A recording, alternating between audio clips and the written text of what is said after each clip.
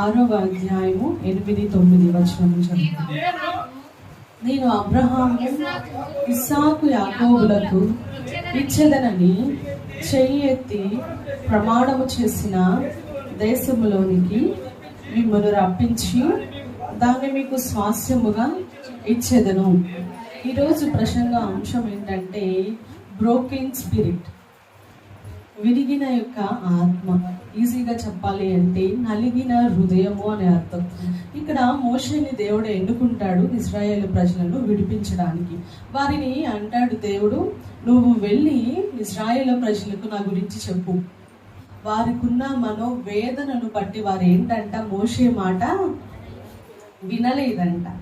ఎందుకు వినలేకపోయారు అంటే వారి మనస్సులో ఒక వేదన ఉన్నది, వారి మనసులో ఒక బాధ ఉన్నది. వారి యొక్క కఠినమైన పరిస్థితులను బట్టి వారు ఎవరి మాట, మోషే మాటే కాదు, ఆ యొక్క సమయంలో దేవుడు వచ్చి చెప్పినా ఆయన మాట కూడా వారు వినలేరు అన్నమాట. ఎందుకు వారు అంత కఠినమైన పరిస్థితుల్లోనికి అంత కఠినంగా వారి హృదయాన్ని ఉంచుకున్నారు అంటే వారు బానిసత్వంలో 430 సంవత్సరాలు ఉన్నారు. దేవుడు వారిని అంటున్నాడు కదా, నేను వారి యొక్క మూల్గులను విన్నాను. ఏంటి వారు మూల్గుతున్నారు? ఏమని? మేము ఈ కఠిన బానిసత్వంలో ఉండలేకపోతున్నాము, ఇక్కడ నుంచి అని అడగలేదాడు. అడిగితే బాగుండేది. 430 సంవత్సరాలు ఉండేవాళ్ళు కాదు. అడిగితే వారు మొరపెట్టలేదు దేవునికి. వారు 430 సంవత్సరాలు బానిసత్వంలో ఉన్నారు కానీ దేవునికి ఒక్కరోజు కూడా మొరపెట్టినట్టు ఇక్కడ ఉండదు. వారు మూలుగుతున్నారంట. వారి యొక్క వారిని ద్వారంట దుఃఖిస్తున్నారంట. ఎందుకు దుఃఖం? మేము ఇంకా ఎంతకాలము ఈ పరిస్థితుల్లో మేము ఉండగలము అని ఆ దుఃఖాన్ని దేవుడు చూశాడంట. ఆ దుఃఖమును బట్టి దేవుడు అబ్రహాముకి ఇచ్చిన నిబంధనను జ్ఞాపకం చేసుకున్నాడంట. ఆ దుఃఖాన్ని బట్టి, ఆ మూలికలను బట్టి మోషేను పంపిస్తున్నాడు. దేవుడు కూడా అనుకుని ఉండొచ్చు, ఇదిగో నేను వారి అవిధేయతలను బట్టి నేను వారిని విడిచిపెట్టక నేను అబ్రహాముకు చేసిన నిబంధనను బట్టి వారి దగ్గరికి వెళ్తున్నానని సంతోషపడతారు. ఇది వారికి ఒక సంతోషకరమైన శుభవార్తమానం అని వారు అనుకున్నారు. కానీ వారి యొక్క రియాక్షన్ చాలా డిఫరెంట్గా ఉందన్నమాట. ఎందుకు అంటే వారు ఆ జీవితానికి అలవాటు పడిపోయారు. వారు ఏమనుకున్నారు అంటే ఈ పరిస్థితిలో ఇన్ని సంవత్సరాలు మారనది ఈయన చెప్తే మారతాయా, ఏదో మా యొక్క సంతోషం కొరకు చెప్తున్నాడు. అసలు వారికి సంతోషం అంటే ఏంటో తెలియదు. ఒక రోజున పండగ అంటే ఏంటో తెలియదు. వారి యొక్క అలవాటు ఏంటంటే లెగడం, ఉంటే తినడం, కానీ ముఖ్యంగా ఫరో పనికి వెళ్ళిపోవడం. ఎందుకు అంటే ఆయన ఆ రోజు ఏ పని చెప్తాడు, ఎంత కఠినమైన పని అయినా వారు అక్కడ చేసి దాన్ని ముగించుకొని ఇంటికి వెళ్ళాలి. అది వారి యొక్క డైలీ రొటీన్ అనమాట. వారు అదొక్కటి వారి జీవితంలో అలవాటుగా మార్చుకున్నారంటే ఆ శ్రమని, కష్టాన్ని, వేదన్ని, బాధని వారి జీవితంలో మా బ్రతుకు ఇంతే అని చెప్పి అలవాటు చేసుకున్నారనమాట. ఎప్పుడు ఆయనను మొరపెడతారేమో, ఎప్పుడు ఆయనను దేవా మమ్మల్ని విడిపించు అని అడుగుతారేమో అని ఆయన ఎదురు చూసిన వాడే ఉన్నారు. కానీ అది కాక ఆయన అంటున్నారు, వాళ్ళేం నాకు మొరపెట్టలేదు, కానీ వారి దుఃఖమును చూసి నేను నిన్ను పంపిస్తున్నాను, వారి యొక్క వేదన్ని చూసి నేను పంపిస్తున్నాను. వారికి ఉండకపోవచ్చు, కానీ తండ్రిగా ఆయనకి నా బిడ్డల్ని విడిపించాలనే ఆశ ఆయనకు ఉన్నది. అందుకే దేవుడు ఏం చేశాడు, మోషేని పంపించాడు. మన జీవితంలో కూడా ఒక సమస్య ఒక రోజు కన్నా, ఒక వారం కన్నా, ఒక నెల కన్నా, ఒక సంవత్సరం కన్నా ఎక్కువ ఉందంటే మనుషులు ఏ రీతిగా అయిపోతారంటే ఇది మారదు, ఇది పోదు, కాబట్టి దీనికి మనం ఏమైపోదాం, అలవాటు చేసుకుందాం. ఇప్పుడు మనకి ఒక పేదరికం ఉంది అంటే మనము కావాల్సి మనం కొనుక్కోలేకపోతున్నామంటే మనం ఏం చేస్తాం, ఒకరోజు బాధపడతాం, ఇంకొక రోజు ఇంకా కొంచెం బాధపడతాం. ఒక నెల అయ్యాక ఇంక దేవుడు చేయడు అనుకుంటాం. తర్వాత ఏం చేస్తాం, ఆ రొటీన్కి అలవాటు పడిపోతాం. ఏంటి, మన జీవితంలో ఉండకూడదు మన జీవితంలో వచ్చిందంటే దానిని మార్చుకోవాలని చూస్తే తాపత్రయంలో ఉండాలి, కానీ దానిని అలవాటు చేసుకోకూడదు. ఈ పరిస్థితులు ఇంతే అని ఇజ్రాయేలు ప్రజల వలె మనం ఉన్నామా? మనము పరీక్షించుకోవాలి. హల్లెలూయా, హల్లెలూయా. ఆ రీతిగా మనం ఉన్నట్లయితే అక్కడే ఉండిపోతాం. కానీ ఆయన మనల్ని సృజించింది, మనల్ని రక్షించుకుంది ఆ పరిస్థితుల్లో ఉండిపోవడానికి కాదు. ఆ రీతిగా ఉన్నట్టయితే నువ్వు లోకంలోనే ఉండిపోవచ్చు. ఆ రీతిగా నీ ఆలోచనలు ఉండుంటే, నీ యొక్క ఇష్టానుసారమైన జీవితాన్ని నువ్వు జీవించాలి అనుకుంటే నువ్వు లోకంలోనే ఉండొచ్చు కదా. నువ్వు ఇంకా మంచిగా ఎంజాయ్ చేయొచ్చు, తాగొచ్చు, తొందరగా ఫ్రెండ్స్ ఉంటారు, ఎక్కడికైనా తిరగొచ్చు, ఏమైనా చేయొచ్చు. అయినా నువ్వు అక్కడే ఉంటావు, అలానే ఉంటావు కదా అలవాటైన జీవితంలో. కానీ దేవుడు ఏమంటున్నాడు? అది కాదు. నీ అలవాటైన జీవితాన్ని నువ్వు జీవించడానికి, నీ పరిస్థితులను బట్టి అక్కడే ఆగిపోవడానికి కాదు నిన్ను ఎన్నుకున్నది. కానీ దానిని మించి నువ్వు ఏం చేయాలి? ఆలోచించాలి. దానిని మించిన నిరీక్షణ నువ్వేమవ్వాలి? కలిగి ఉండాలి. నీ నిరాశలో నుంచి నువ్వేమవ్వాలి? ఆ నిరాశ తర్వాత దేవుడు నన్ను ఏ రీతిగా చూడాలనుకుంటున్నాడు అని నువ్వు ఆలోచించే యొక్క ఆత్మను కలిగి ఉండాలి. కానీ ఇజ్రాయేలు ప్రజలు అంట ఆ ఆత్మను కలిగి లేరంట. వారు ఒకటి నిర్జీవమైన పరిస్థితులు అన్నమాట. వారిని చూస్తే, వారి యొక్క పరిస్థితుల్ని చదువుతుంటే వీరు పేరుకి బ్రతికి ఉన్నారు అంతే. వాళ్ళ ప్రవర్తన ఆ రీతిగా ఉంటుంది. వారిని అనిపిస్తుంది యెహోవా వీరికి ఫరో కరెక్ట్. ఎందుకు అంటే వారి హృదయము అంత బండబారిపోయింది అన్నమాట. అబ్రహాము, ఇస్సాకు, యాకోబులకు నువ్వు చేసిన నిబంధనను బట్టి కదా ఆ ప్రజలను నువ్వు రక్షిస్తుంది. నలిగిన హృదయంతో మనం ఉన్నప్పుడు ఏమవ్వాలి? దేవుని దగ్గరికి వచ్చేవాలి. అవునా? వేదనగా ఉన్నప్పుడు నువ్వేం చేయాలి? దేవునితో మాట్లాడాలి. కొన్నిసార్లు మన సమస్యలన్నా మనకి ప్రార్థన చేయబుద్ధి కాదు, ఏమవుదు? బైబిల్ చదవబుద్ధి కాదు. కనీసం దేవుని బిడ్డలతో అయినా మనం మాట్లాడగలిగి ఉండాలి. నీ ఆత్మ నేను హెచ్చరిస్తూ ఉండాలి. నీవు ఈ సమస్యలో ఉన్నప్పుడు ఈ రీతిగా లోకంలో ఉండకూడదు. ఏమవ్వాలి? దేవుని బిడ్డలతో మాట్లాడు. నీకు ఇది చేయలేకపోతున్నావా? నీ యొక్క సేవకుని వాక్యం విను. నువ్వు అది కూడా చేయలేకపోతున్నావా? ఒకసారి వెళ్ళి ప్రార్థన చేపించుకో. ఇలాంటి మాటలు రావాలి. కానీ ఒక నిరాశ తర్వాత నువ్వు లోకం వైపు చూస్తున్నావు అంటే నిన్ను సాతాను ఏం చేస్తుంది? లాగేసుకుంటా.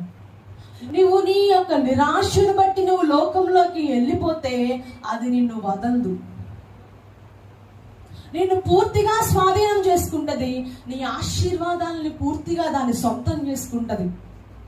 కాబట్టి నీ సమస్య ఎంత పెద్దది అయినా కూడా నువ్వేం చేయాలి? దేవుని ఆలోచనలు కలిగి ఉండాలి. హల్లెలూయా. అందుకే కదా మనకి జ్ఞానమును, తెలివిని, బుద్ధిని, వివేచనను దేవుడు పెట్టాడు. ఎందుకు? నా యొక్క సమస్యను బట్టి నేనేం చేయాలి? దేవునిలో ఇంకా ముందుకు వెళ్ళాలే కానీ వెనుతిరగకూడదు. నీ సమస్యలో, నీ వేదనలో, నీ బాధలో నీవు అలవాటైన జీవితాన్ని జీవిస్తూ లోకము వైపు చూస్తూ దేవుని వైపు చూడలేకపోతున్నావా? జాగ్రత్త. ఈ పరిస్థితులను నువ్వు ఈ క్షణమే మార్చుకోవాలి. దేని వైపు తిరగాలి? దేవుని తట్టు నీవు తిరగవలసిన వారిగా ఉన్నావు. అందుకే కీర్తనాకారుడు రాస్తాడు కదా 34:18 విరిగిన హృదయము గల వారికి యెహోవా ఆసన్నుడు, నలిగిన మనస్సుని ఆయన రక్షించును. ఏమంటున్నాడు? నువ్వు విరిగి నలిగిన హృదయముతో ఉంటే ఆయన ఏమంటున్నాడు? నేను నీకు దగ్గరగా ఉన్నాను. కానీ నీకు దగ్గరగా ఆయన వస్తున్నప్పుడు ఆ యొక్క విరిగిన మనస్సుతో నీవు ఆయనకి ఎదురుగా వచ్చి ఆయన హత్తుకోవాలి. కానీ వెనుదిరిగి లోకంలోకి వెళ్ళిపోతున్నావు కాబట్టి నీ సమస్యలు ఆ రీతిగా కొండవలే ఎదురుగా నుంచున్నాయి. కీర్తనలు 51:17 విరిగిన మనస్సే దేవునికి ఇష్టమైన బలులు దేవా, విరిగి నలిగిన హృదయమును ఆయన అలక్ష్యము చేయుడు. ఏమంటున్నాడు? నువ్వు విరిగి నలిగిన హృదయముతో నీ సమస్యల్లో నీవు ఉన్నప్పుడు ఆయన ఏం చేయడంట? అలక్ష్యము చేయుడు. అంటే అర్థం తెలుసా? నిన్ను ఆయన మర్చిపోడు. త్వరపడి నీ దగ్గరికి రావడానికి ఆయన ఏంటి? సిద్ధముగా ఉంటున్నాడు. కానీ నీవు ఆయనకి ఎదురుగా రావడానికి నీ ప్రయత్నంలో నీవు చేయవలసిన దానివై ఉన్నావు. మనం ఎప్పుడు చదువుకుంటా ఉంటాము, దేవుడు ఫరో యొక్క హృదయాన్ని ఏం చేశాడు? కఠినపరిచాడు అనమాట. ఎందుకు దేవుడు ఫరో హృదయాన్ని కఠినపరిచాడు? ఎందుకు అంటే మోషే ఇశ్రాయేలు ప్రజలతో చెప్పినప్పుడు వారు వినలేదు. ఇది వినలేకపోతున్నారు కాబట్టి కనీసం చూడనైనా చూడాలి కదా, ఆయన యొక్క గొప్పతనాన్ని వాళ్ళు ఏం చేయాలి? చూడాలి. ఈ మూసుకుపోయినాయి కానీ కనీసం ఇదైనా చూస్తారు కదా, కనీసం కనులు ఉన్నాయి కదా అని ఇక్కడ వారు నేనే యెహోవానై ఉన్నానని తెలుసుకుంటారు అని యేసయ్య యొక్క ఆలోచన. లేకపోతే ఫరోని దేవుడు మనసు మారిస్తే పంపించలేదా? ఎంతసేపు? చిటికలో పని కదా. లేకపోతే ఆయన చంపేస్తే వీళ్ళు వెళ్ళలేరా? దేవునికి అసాధ్యమైనది ఏదీ లేదు. కానీ దేవుని యొక్క గొప్పతనము తెలియని ఇశ్రాయేలు ప్రజల మధ్యలో దేవుడు ఆయన కార్యమును చేయవలసినదై ఉన్నది. ఎందుకు అంటే ఆయన యొక్క గొప్పతనమును తెలియని వారు, కఠినమైన పరిస్థితుల్లో కూడా మొరపెట్టలేని వారికి దేవుని గొప్పతనం తెలియపరచకపోతే, ఆయన యొక్క మహిమ, ఆయన ప్రభావమును ఆయన కనపరచుకోకపోతే వారు ఇంక ఎన్నడూ మనుషులుగా మారలేరు. వారికి ఒకవేళ తెలిస్తే దేవుని గురించి అబ్రహాముకి సంతానం ఇచ్చాడని, వారి సంతానం మేమందరమే అని అదొక్కటే తెలిసే ఉంటుంది, అదొక్కటే వారికి ఎరిగై ఉంటుంది. కానీ దానిని బట్టి ఆయన నమ్మలేదు వారు. అందుకే దేవుడు ఇక్కడ కనపరుచుకుంటాడు, నేనే యెహోవానని నువ్వు వెళ్ళి వారికి చెప్పు. నేనే మీకు చేసిన నిబంధనను స్థిరపరచడానికి నన్ను పంపాడు అని నువ్వు వెళ్ళి చెప్పు. ఎందుకు ఆయన కనపరుచుకుంటున్నాడు అంటే ఆయనను గురించి వారు తక్కువ అంచనా వేస్తున్నారు. ఆయన గురించి ఆయన ఇంత అసాధ్యము 430 సంవత్సరాలు అసాధ్యమైన దాన్ని సాధ్యపరచగలడా అని చెప్పిన ఒక అవిశ్వాసమును బట్టి ఆయన కనపరుచుకుంటున్నాడు. కనీసం ఎప్పుడైనాను విశ్వసిస్తారు, కనీసం ఎప్పుడైనా నువ్వు తెలుసుకుంటారు అని ఆయన యొక్క మహిమను కనపరుచుకోవడం కోసం ఫరో హృదయాన్ని కఠినపరచడానికి దేవుడు సిద్ధపడిన వాడై ఉన్నాడు. వారిని దేవుడు ఏం చేశాడు? ఐగుప్తు నుంచి వారిని బయటికి తీసుకొచ్చాడు. బయటికి తీసుకొచ్చాక ఫరో యొక్క హృదయంలో ఏముంటది? మామూలుగానే ఆ ఫరో మారలేదు. ఫరో ఏమి ఇష్టంగా పంపించలేదు. ఎప్పుడు అయితే ఈ సమస్తమును తీసుకొని ఆ ఐగుప్తుని దాటి వెళ్ళిపోతున్నప్పుడు అప్పుడు రియలైజ్ అయ్యాడు, ఏంటి నా దేశంలో చేయాల్సిన ప్రతి పనిని వాళ్ళతో చెప్పించుకునేవాడినే ఇప్పుడు వాళ్ళు లేరు. ఎట్లా?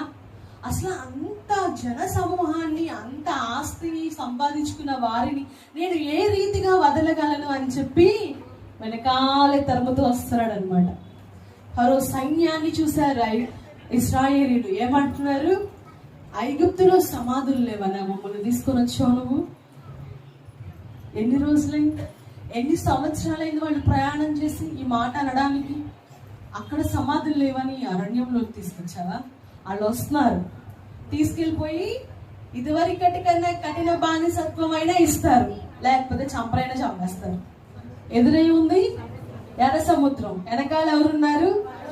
అయిపోయింది మా జీవితం. నువ్వు దీనికోసమే నీ దేవుడు మమ్మల్ని బయటికి తీసుకొచ్చాడు. ఇంత ఆవగింజ, అంత విశ్వాసము కూడా వారు ఏం చేయలేకపోయారు, దేవుని మీద పెట్టలేకపోయారు.